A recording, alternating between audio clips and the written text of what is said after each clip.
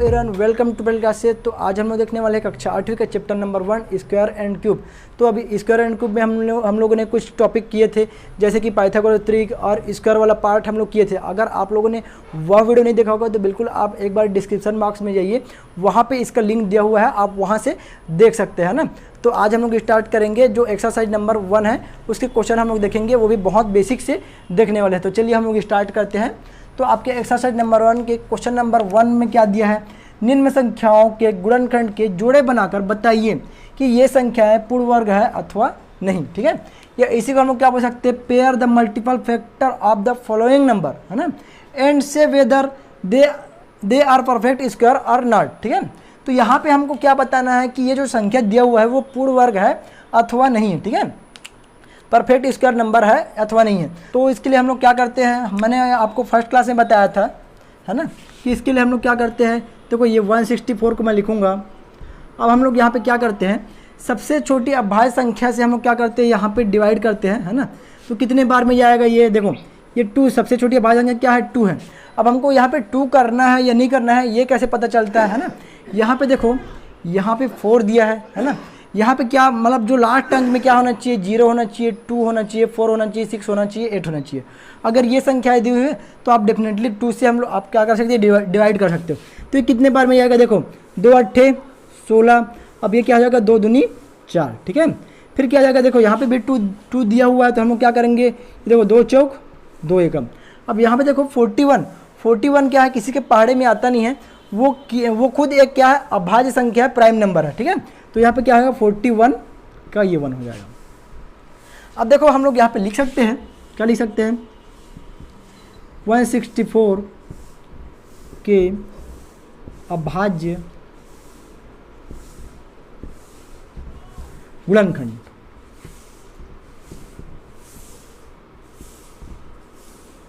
है, क्या है, यहाँ पे देखो 2 इंटू 41। तो देखो मैं आपको क्या बताया था कि पूर्ण वर्ग होने के लिए क्या होना चाहिए, जो उसे अभाज्य गुणनखंड है उसका क्या बनना चाहिए, पेयर बनना चाहिए। देखो यहाँ पे 2 का पेयर बन रहा है, लेकिन ये 41 का पेयर नहीं बन रहा है ना, 41 का पेयर नहीं बन रहा है। यहाँ पे लिख सकते हैं हम लोग, इसीलिए हम लोग यहाँ पे लिख सकते हैं, यहाँ 164 के अभाज्य गुणनखंडों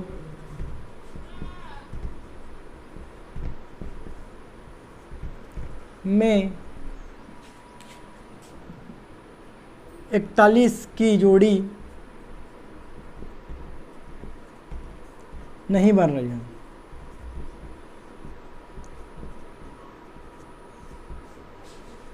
अतः 164 क्या है, पूर्ण वर्ग संख्या नहीं है। ठीक है, तो देखो ये बहुत ही आसान है, केवल आपको ये चेक करना है कि उसका गुणनखंड निकाल के उसका पेयर बन रहा है कि नहीं बन रहा। अगर पेयर बन रहा है तो वो पूर्ण वर्ग है, अगर नहीं बन रहा है तो पूर्ण वर्ग संख्या नहीं है। ठीक है, तो इसी प्रकार हम लोग इसका सेकंड क्वेश्चन देखते हैं। सेकंड क्वेश्चन में क्या दिया है, 21 दिया है, तो इसका भी हम लोग उसी टाइप से निकाले जैसे फर्स्ट क्वेश्चन में किए। देखो यहाँ पे क्या है, 121 है। अब देखो यहाँ पे क्या है, ये सबसे छोटी अभाज्य संख्या 2 से नहीं जा सकता। क्यों नहीं जा सकता, देखो इसके लास्ट टाइम 1 है ना, विषम संख्या, ऑड नंबर है। ठीक है, तो यहाँ पे देखो हम लोग क्या करते हैं, हमेशा अभाज्य संख्या से ही यहाँ पे डिवाइड करते हैं। उसके बाद क्या आता है, 3 आता है, 3 से भी नहीं जाएगा, 5 से नहीं जाएगा, आप देख सकते हो 7 से भी नहीं जाएगा, ये किससे जाएगा, 11 से जाएगा, क्योंकि 11 क्या है, अभाज्य संख्या है। अब यहाँ पे देखो कितना, 11 एकम 11, अरे कितना हो जाएगा, फिर से 11 एकम 11, और फिर से क्या हो जाएगा, 11 एकम 11। तो यहाँ पे हम लोग लिख सकते हैं, जैसे इसमें लिखे, यहाँ पे सॉल्यूशन करके लिखेंगे, 121 के अभाज्य गुणनखंड है, क्या है, यहाँ पे क्या है, देखो यहाँ पे 11 गुणा 11। अब यहाँ पे देखो, यहाँ पे क्या है, यहाँ पे इसके सभी गुणनखंडों की जो पेयर है ना वो बन रहा है, क्योंकि यहाँ एक ही नंबर है 11 है, उसका भी पेयर बन रहा है। तो यहाँ पे हम लोग लिख सकते हैं, यहाँ क्या लिखेंगे, यहाँ 121 के सभी अभाज्य गुणनखंडों की जोड़ी बन रही है, अतः 121 पूर्ण वर्ग संख्या है।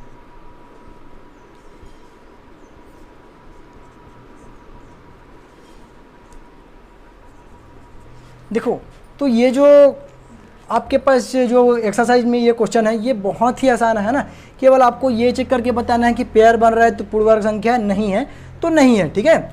तो इसी प्रकार हम लोग क्या देखते हैं, इसके जो थर्ड, फोर्थ और फिफ्थ क्वेश्चन है उसको भी हम लोग क्या करते हैं, सीक्वेंस से बनाते हैं, ताकि आप सभी क्वेश्चन को प्रैक्टिस करके आप बड़े अच्छे से बना पाओ, है ना, ठीक है। तो हम लोग क्या करते हैं, इसका थर्ड और फोर्थ क्वेश्चन बनाते हैं। तो देखो हम लोग क्या करेंगे, इसमें उसमें भी कुछ ज़्यादा चेंजेस नहीं आएगा, है ना, इसीलिए हम लोग आपका टाइम सेव हो, इसीलिए हम लोग इसी में थोड़ा थोड़ा रब करते हैं और उसको आसानी से बनाते हैं। जैसे कि आपके पास थर्ड क्वेश्चन क्या है, थर्ड क्वेश्चन क्या है, देखो 289 है, और फोर्थ क्वेश्चन क्या है, लिख लेते हैं यहाँ पे पहले, है ना। फोर्थ क्वेश्चन क्या है, 729, ठीक है। तो यहाँ पे देखो, यहाँ पे हम लोग क्या करेंगे, अब यहाँ पे 164 की जगह हम लोग क्या करेंगे, यहाँ पे अपने पास क्या है 289 है, 289, ठीक है। तो यहाँ पे हम लोग क्या करेंगे, अब यहाँ पे आप चेक कर सकते हो, अब हम लोग यहाँ पे क्या चेक करेंगे, देखो यहाँ पे ये 2 से जाएगा क्या, नहीं जाएगा, क्योंकि यहाँ पे क्या है विषम संख्या, ये 3 से भी नहीं जाएगा, ये 5 से भी नहीं जाएगा, ये 7 से भी नहीं जाएगा, ये 11 से भी नहीं जाएगा, है ना, ये 13 से भी नहीं आएगा, क्योंकि जो जितना भी नंबर बोल रहा हूँ वो क्या अभाज्य संख्या है ना।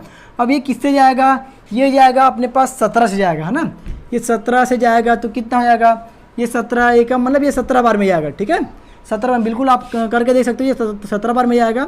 अभी कितना हो जाएगा, ये फिर 17 एकम 17, ठीक है।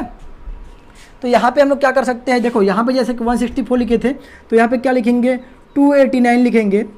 अब यहाँ पे हम लोग फिर से रब कर लेते हैं, जो यहाँ पे इसका गुणनखंड दिया हुआ है, यहाँ पे 17 × 17 कर लेते हैं, ठीक है।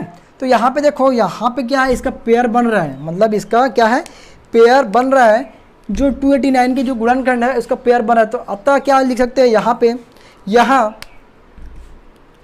हम लोग क्या करें, 289 के अभाज्य गुणनखंडों में सभी की जोड़ी, है ना, यहाँ पे लिखे हैं सभी की जोड़ी बन रही है, सभी की जोड़ी बन रही है ना, बन रही। अतः हम लोग क्या लिख सकते हैं, 289 पूर्ण वर्ग संख्या है, लिख सकते हैं, ठीक है।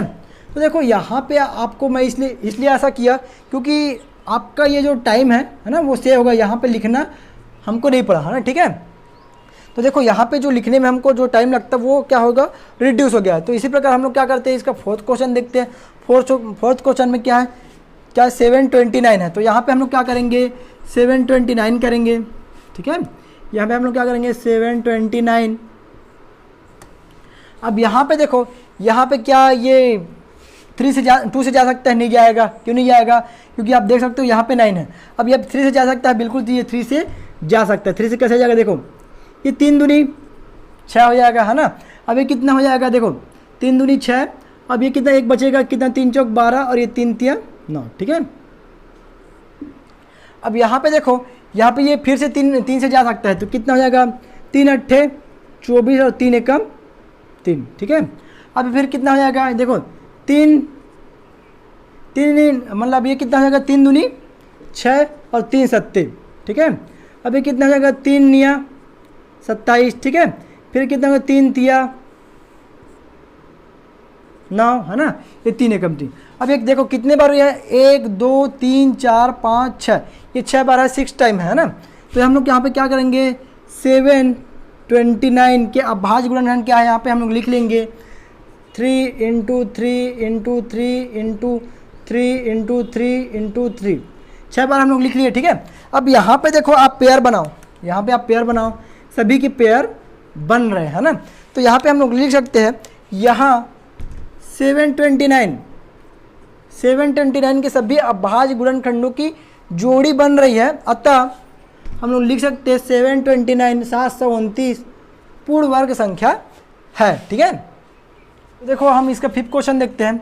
5th क्वेश्चन में भी हम लोग क्या करते हैं, केवल उसका जो क्वेश्चन है वो बदल लेते हैं, है ना, बाकी एज इट इज़ रहने देते हैं ताकि आपको हमको लिखना ना पड़े। ठीक है, और आपका जो टाइम है वो सेव हो सके। यहाँ पे हम लोग क्या लिखेंगे, यहाँ पे क्या है 1100 है, 1100 है। ठीक है, तो हम लोग यहाँ पे क्या करेंगे, फिर से उसी टाइप से करेंगे। यहाँ पे क्या करेंगे 1100, यहाँ पे देखो, यहाँ पे मैं क्या बताया था, 2 से कब कब दे सकते हैं, जब 0 है, 2 है, 4 है, 6 है, 8 है।